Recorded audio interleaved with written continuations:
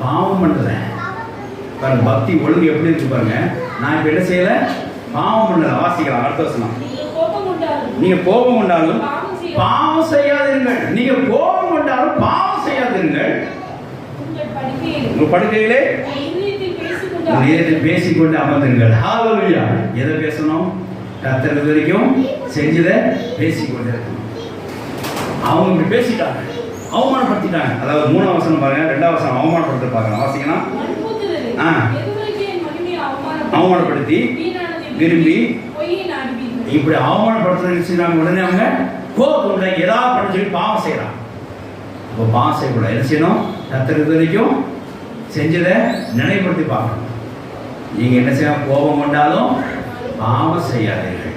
இதயத்தில் படுக்கையில் படுத்துக்கொண்டு கர்த்தர் செஞ்சதை நினைவு கொண்டே இருங்க. இப்பதான் நீங்க விசுவாசத்தை வர்த்திக்க பண்ண முடியுங்க.